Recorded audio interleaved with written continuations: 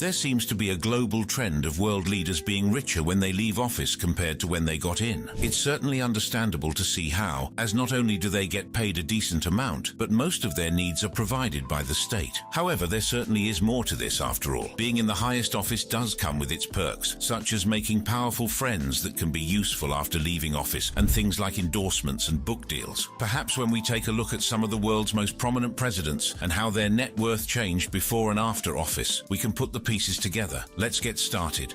Donald Trump, 4.5 billion to 2.6 billion. Donald J. Trump is one of the most recognizable public figures in modern history, and not just because he served as the 45th President of the United States of America. Trump was already well known before he became president, although arguably not as much. Trump was born into the family of Fred Trump and Mary Ann McLeod on the 14th of June 1946 in Queens, New York City. The Trump family was quite wealthy. Fred Trump was a real estate developer and businessman. Donald followed in his father's footsteps, studying and receiving a Bachelor of Science degree in economics from the University of Pennsylvania in 1968. Right after university, he became an essential part of his father's business, so much so that in 1971 his father named him president of his real estate business. He then renamed the business Trump Organization and expanded the business to include development of hotels, casinos, and other buildings. Trump has also been involved in various other business ventures as well. This included the licensing of the Trump name. The Trump name has been licensed for various consumer products and services, including foodstuffs, apparel, adult learning courses, and home furnishings. This has proven quite profitable for Trump over the years, though there has been a noticeable slowdown in brands willing to license the name in recent years. Trump has also been involved in pageantry. This sounds incredible, right? Well, from 1996 to 2015, Trump owned all or part of the Miss Universe pageants, including Miss USA and Miss Teen USA. He even received a star on the Hollywood Walk of Fame for his involvement in the Miss Universe pageant in 2007. From 2004 to 2015, he produced and co-hosted the reality TV show The Apprentice, which featured 14 to 18 business people who compete over the course of a season to get a prize at the end. Being on the big screen helped gain him even more popularity. However, not many people expected that popularity would be geared towards politics. However, this was the case when he declared that he wanted to run for the presidential office under the Republican Party in 2015. Doubts regarding his seriousness were put aside when he won the Republican primary election, pitting him against Democratic Party candidate Hillary Clinton. The 2016 presidential election was one of the most tightly contested elections in modern history. However, Donald Trump managed to emerge victorious. While he had lost the popular vote, he won at the Electoral College. This raised questions about the essence and importance of the Electoral College. As of the time of his inauguration, Donald J. Trump was worth about $4.5 billion. Trump's presidency was very eventful, both for him and the American people. He was the first U.S. president with no prior military or government service. Trump's presidency was one of the most controversial administrations in American history. A fair amount of his policies regarding trade, immigration, and international relations sparked a lot of outrage. He also became well known for his seemingly random outbursts online, especially on Twitter, now known as X. While half of the country demonized him and regarded him as one of the worst presidents in the country's history, another half strongly supported his policies, and soon he had an almost cult-like following. He again decided to contest in the 2020 elections. However, this time he was defeated both with the popular vote and the Electoral College. Since leaving office, Trump has remained heavily involved in the Republican Party. In November 2022, he announced his candidacy for the Republican nomination in the 2024 presidential election, although this has been affected by multiple indictments against him recently, mostly for possession of classified documents. Notwithstanding all the ruckus and controversy that always seems to personally follow Trump around, the Trump Organization has remained pretty profitable. However, this hasn't really reflected in the net worth of Donald Trump, who is now worth about $2.6 billion. He's one of the few former presidents of the United States who has seen his net worth actually drop since leaving office. Interesting, huh? Robert Mugabe, undefined to $1 billion. Robert Mugabe is one of the most easily recognizable names in African politics. He is known for many things, including his dictatorship of Zimbabwe and penchant for humor. However, the Robert Mugabe we all know was once a very different man. The dictator who converted a significant amount of his nation's wealth to himself was once a freedom fighter. This might be a little hard to believe, but it's true. To understand how Robert Mugabe came to be one of Africa's richest rulers, we need to go back in time a little. Robert Gabriel Mugabe was born on the 21st of February 1924 in Kutama, Obama in what is now known as Zimbabwe. At the time, it was named Rhodesia. Rhodesia had been created in 1965 but was unrecognized by the international community. You see, the 1960s was a time when most of Africa was being decolonized. Rhodesia, like most British colonies, was on the path to becoming free, something that didn't sit well with the mostly white government. In desperation to hold on to power, the Southern Rhodesian government issued a unilateral declaration of independence from the United Kingdom on the 11th of November 1965. As you can probably tell, this wasn't received joyfully by the local populace. It was in this deeply complex situation that a young Mugabe became involved. Mugabe, who had worked as a schoolteacher in his country in Ghana, had embraced Marxism and was a vocal critic of the Rhodesian government. He, together with other African nationalists, sought to establish an independent state run by Africans. The way Mugabe saw it, the Rhodesian government was a foreign entity and it needed to be purged. This view seemed to resonate with a lot of people. After all, if not for the unilateral declaration of independence, the country was headed toward independence anyway. Robert Mugabe was accused of making anti-government comments, and in 1964 he was convicted of sedition and imprisoned. He would stay in prison till 1974. After he was released from prison, Robert Mugabe fled to neighboring Mozambique, from which he set up the Zimbabwe African National Union with one goal in mind: the liberation of Zimbabwe. The union got involved in the Rhodesian Bush War, which lasted till the 12th of December 1979. The war ended in victory for the Zimbabweans. Shortly after the war, Zimbabwe held its first elections as an independent state in February of 1980, and Robert Mugabe became Prime Minister. As of the time of his swearing into office, he had very little to his name and had no discernible net worth. Robert ruled as Prime Minister from 1980 to 1987. He ran the state to follow socialist ideals, increasing investment in education and healthcare. However, it became clear that Mugabe wasn't keen on relinquishing power when his administration amended the constitution, making him president with full executive powers and even the power to dissolve the parliament. This also gave him the ability to run for unlimited terms. Mugabe's rule as president had its highs and lows. For one, the administration was accused of a high level of corruption. Robert Mugabe's government also tried to stifle any form of opposition, which of course included human rights abuses. Another point of worry was his treatment of white people living in Zimbabwe. In 2000, he had encouraged black indigenes to seize land owned by white Zimbabweans by force, leading people to worry that he was encouraging violence against them. He continued to rule even into the 21st century. Elections in the country weren't exactly the freest, and since his party was the dominant party in the state, he just kept winning election after election. However, Mugabe is also hailed as being a big force of Pan-Africanism and rousing support amongst nations against European imperialism. Under Mugabe, Zimbabwe became an active advocate for the end of apartheid in South Africa. Mugabe publicly spoke up against apartheid and called for economic sanctions against the government. Zimbabwe also provided various forms of assistance to South Africa's African National Congress, including training camps, logistical support and diplomatic aid. This support was instrumental in the dismantling of the apartheid system in South Africa. Mugabe eventually resigned from office on the 21st of November 2017, although not willingly. He had been under immense pressure from his party and the military. He died 2 years later on the 6th of September 2019 at the age of 95. There is quite a bit of controversy as to what his net worth was at the point of his death. While the official report is that he was worth $20 million, there is solid evidence that he was worth well over $1 billion. Barack Obama, $1.3 million to $70 million. Next on this list is America's first black president, Barack Obama. So, just how rich was the 44th president of the United States before he became president? And how did being in office affect his wealth? Barack Obama had a net worth of just over $1 million when he got into office. As of the time of his inauguration, he was worth about $1.3 million.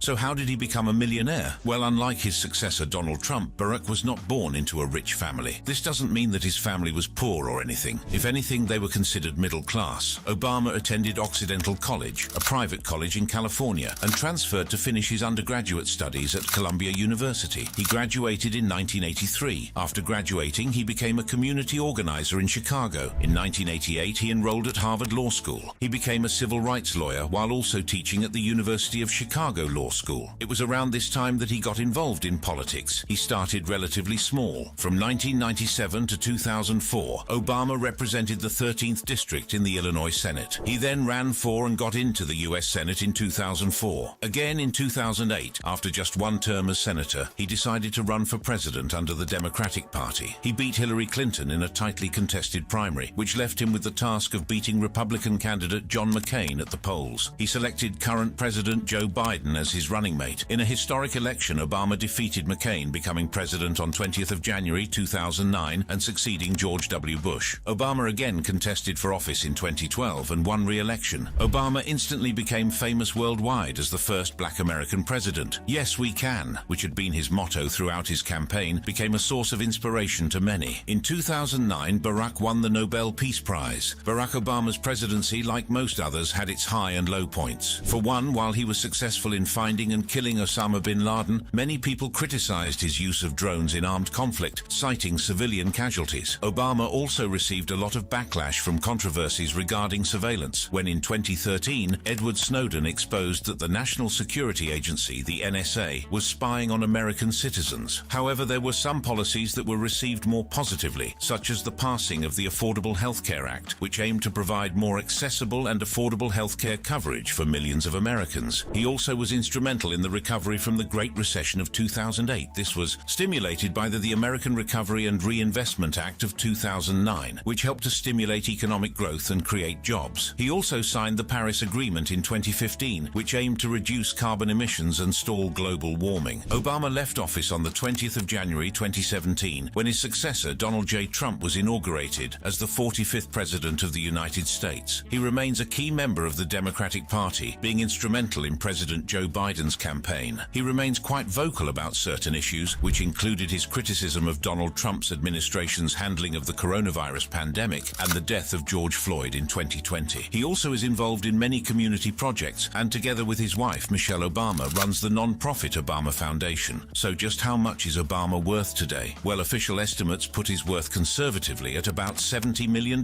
That's a big jump from his worth before running for office. A huge part of his earnings came from numerous book deals he signed over the years. His $400,000 yearly salary while president also helped, as did his prize money from winning the Nobel Prize. Obama also began undertaking high-paid speaking engagements shortly after leaving office, including addresses to Wall Street financial firms, which earned him as much as $400,000 per appearance. Boris Johnson, $1 million to $2 million. Former UK Prime Minister Boris Johnson was born on the 19th of June 1964. Before becoming Prime Minister and leader of the Conservative Party, Boris had a pretty interesting life and career. Boris Johnson attended Eton College and then went on to study classics at Balliol College, Oxford. While at Oxford, he was elected President of the Oxford Union in 1986. In 1989, he became the Brussels correspondent for the Daily Telegraph, and from 1999 to 2005, he was the editor of The Spectator. Some might consider moving from media to politics to be a weird transition, but that's exactly what Boris Johnson did. First, he ran for Parliament in 2001. He was successful in his bid, and he became a member of the shadow cabinets of Michael Howard and David Cameron. He would leave Parliament in 2008 after contesting for the office of Mayor of London and winning. In 2012, he again contested and won. His mayorship was mostly uneventful, and he mostly just followed through with many of the policies his predecessor, Labour member Ken Livingstone, initiated. In the 2015 general election, he was elected MP for Uxbridge and South Ruislip, and after he refused to recontest as Mayor of London. Boris Johnson was a very active member of his party and very involved in the Brexit deal that saw the UK removed from the European Union. He was on the cabinet of Prime Minister at the time, Theresa May as the Foreign Secretary. However, he disagreed with May's Brexit negotiations, which forced him to resign. Eventually, Theresa May, after trying and failing to get Parliament behind her Brexit deal, resigned as Prime Minister, and after a party leadership election, Boris Johnson defeated fellow Conservative Jeremy Hunt to succeed May in 2019. As of the time of his election, Boris had earned about $1 million from freelancing and his earnings as a Member of Parliament. One of the things Boris Johnson's administration is most known for is the negotiation of a new Brexit deal that was eventually accepted. This was a big part of his plans, and he instantly got a ton of popularity, especially from the populace that had been in favour of Brexit from the start. One high point of his administration was during the pandemic, when the government was lauded for responding quickly and effectively to the pandemic by introducing various emergency measures across the country to mitigate its impact. Boris also approved the rollout of a nationwide vaccination program in a bid to flatten the curve of infections and return the nation to relative normalcy. However, months after, Boris got into trouble when it was found that there had been multiple parties held at 10 Downing Street during the COVID-19 lockdowns that did not comply with social distancing laws. 83 people were a part of the breach, including Boris himself. In April 2022, he was issued with a fixed penalty notice. The end to Boris's run as Prime Minister came when it was revealed that Chris Pincher, a senior member of Johnson's government, had acted inappropriately with two men on a drunken night at a private members' club. The main issue wasn't that a member of the government had been accused of sexual assault. The issue was that Boris Johnson had allegedly known about it and had been briefed on an accusation against Mr. Pincher ahead of his appointment and had simply chosen not to act. In no time, members of Boris's cabinet resigned, and he was stuck in an uncomfortable position. Eventually, Boris decided to resign as Prime Minister and leader of the Conservative Party. He had this to say when he resigned: "In the last few days, I've tried to persuade my colleagues that it would be eccentric to change governments when we are delivering so much. I regret not to have been successful in those arguments. Our brilliant and Darwinian system will produce another leader." He was succeeded by Liz Truss. After leaving office on the 6th of September 2022, Boris Johnson reverted to being an ordinary member of Parliament. His current net worth is estimated to be about $2 million. George W. Bush, $20 million to $40 million. George Walker Bush certainly had big shoes to fill when he became president. After all, his own father had served as the 41st president of the USA from the 20th of January 1989 to the 20th of January 1993. To say that expectations were high for the younger Bush would be an understatement. Everyone expected him to impress, and from the start, there was a lot of pressure on him. It wasn't going to be enough to be good. George had to be outstanding. However, if there was one thing that he impressed with without needing to, even though it was inconsequential, it was just how loaded his pockets were. As at the time George W. Bush became President of the United States of America, he held the record of being the president-elect with the highest net worth in modern history as of the time of entering office, with an impressive $20 million net worth. The only president to have topped this after his tenure was billionaire Donald Trump. How did he get to be so rich? Well, it's a weird mix between family wealth and good business investments. You see, the Bush family was quite wealthy, with George Bush Sr. owning a very successful oil business. Bush, however, wasn't intent on being a trust fund baby, and after graduating from Harvard Business School in 1975, he moved to make a name for himself, although he still worked in the oil industry just like his father. He later diversified into sports, sort of. He co-owned the Texas Rangers of Major League Baseball. All these contributed to his vast wealth. It was going to take more than a stack of money to help him run the country, though. After taking office, Bush immediately set to work, signing a major tax cut program and the No Child Left Behind Act. However, what most people know George Bush for is his response to the terrorist attacks on the 11th of September 2001. Bush declared a war on terror and created of the Department of Homeland Security. He also declared an invasion of Afghanistan with the claim that he was doing it to weaken al-Qaeda and find Osama bin Laden. In his broadcast address to the nation 9 and the 7th of October 2001, he said he also ordered the 2003 invasion of Iraq, believing that the Saddam Hussein regime had procured weapons of mass destruction and developed ties with al-Qaeda. This decision came with mixed feelings from Americans. On one hand, there were people who believed that Saddam Hussein truly had weapons the Bush administration claimed he had. No one wanted a repeat of 9/11s, and if the invasion of Iraq was what it took to prevent another disaster, then they felt it was justifiable. However, on the other hand, there were people who weren't so keen to see yet another country invaded. Critics who believed that the invasion of Iraq was wrong and that there was no solid evidence that Saddam had the weapons that the US hoped to find. This turned out to be true, as Iraq truly did not have weapons of mass destruction. However, Hussein was overthrown and captured by American forces regardless. George Bush was also heavily criticized over the handling of aid to the victims of Hurricane Katrina and the 2008 financial crisis. His responses to these issues seemed slow and flawed, and towards the end of his presidency, his popularity plummeted. On the 20th of January 2009, George W. Bush left office and returned to Texas, where he has remained. The one question now is, did Bush's less than impressive end to his presidency affect his finances? Well, with a current net worth of over $40 million, I'd say it didn't. Muhammadu Buhari, $150,000 to $80 million. Muhammadu Buhari is a figure that has had an influence on Nigerian politics since 1983, when he took over government as head of state in a coup that deposed democratically elected Shehu Shagari as president. He ruled till the 27th of August 1985, when he himself was removed from power in a coup by Ibrahim Babangida. After losing power, he was detained in Benin City for 3 years, till 1988, when he was released and went back to his hometown of Daura, Katsina State. While living as a civilian, he became the pioneer chairman of the Katsina Foundation, an organization that was founded for the main goal of fostering social and economic development in the state. Buhari also served as the chairman of the Nigerian Petroleum Trust Fund, created by the government of General Sani Abacha and funded from the revenue generated by the increase in price of petroleum products. The goal of the trust fund was to sponsor developmental projects around the country. The trust fund ran smoothly under Buhari, with no sign of malpractice or misconduct. In fact, a 1998 report in New African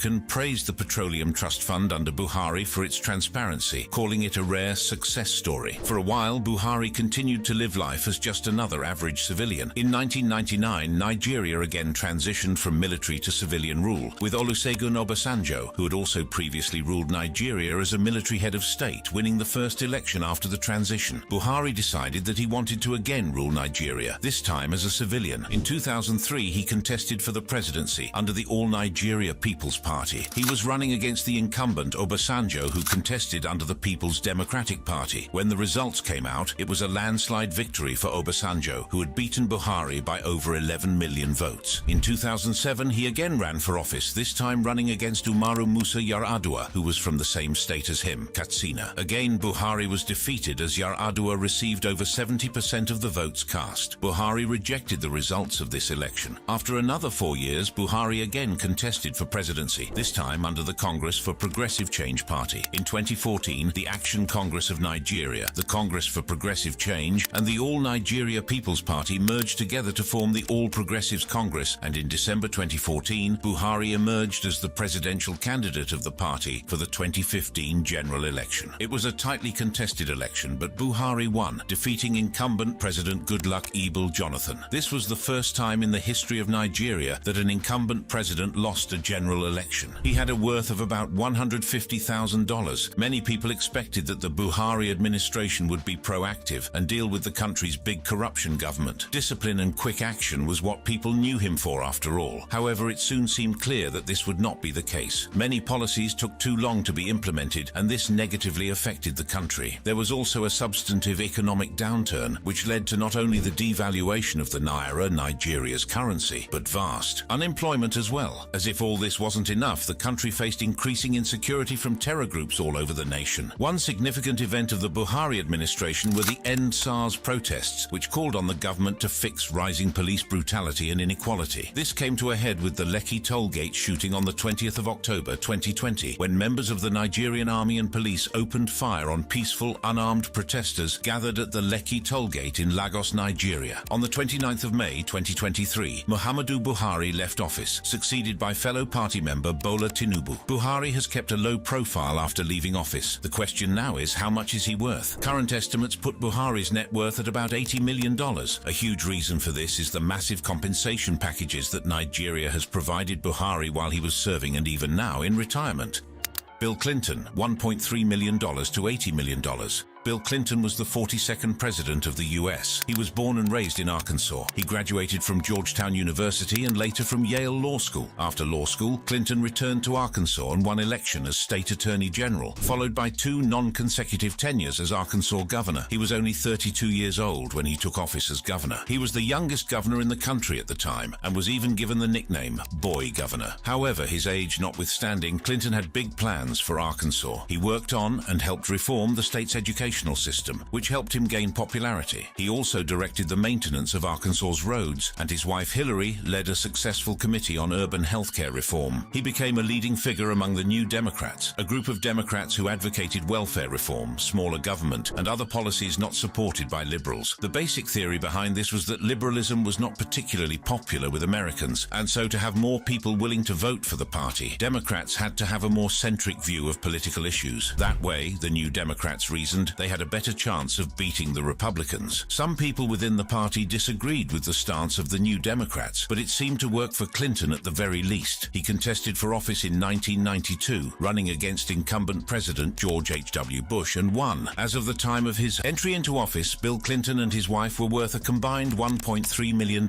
Clinton's presidency is regarded as one of the best in recent history. It featured economic stability and growth in education, social services, and education. Some of his successes in government included the execution of a strategy of fiscal discipline, open foreign markets, and investments which helped create the conditions for a record 115 months of economic expansion. He spearheaded the adoption of the North American Free Trade Agreement, which was signed by Canada, Mexico, and the United States, creating a trilateral trade bloc in North America. The agreement came into force on the 1st of January 1994. Also, during his term in office, unemployment dropped from more than 7% in 1993 to just 4% in November 2000. There was also a relatively low level of crime and poverty during his tenure than there had been for the past 20 years before him. During his second term in office, there was a controversy concerning an alleged affair between Mr. Clinton and an intern at the White House staff, Monica Lewinsky. In 1998, the affair made headlines, and soon the whole country was talking about it. People had all sorts of opinions on the matter, with some claiming that he was complicit and others claiming that it was a personal attack on the president. However, after a few months of drama, Bill himself addressed the nation, confirming that he had had the affair. In December of 1998, Bill Clinton was impeached by the House on 2 charges, although he was later acquitted of both charges by the Senate. The articles of impeachment stated that he had improperly used his powers as president to obstruct the investigation, and he had lied under oath. Bill Clinton continued to rule till the 20th of January 2001, when George W. Bush was inaugurated. After his presidency, Clinton has been involved in public speaking and humanitarian work. Current estimates put Bill Clinton's net worth at around $80 million,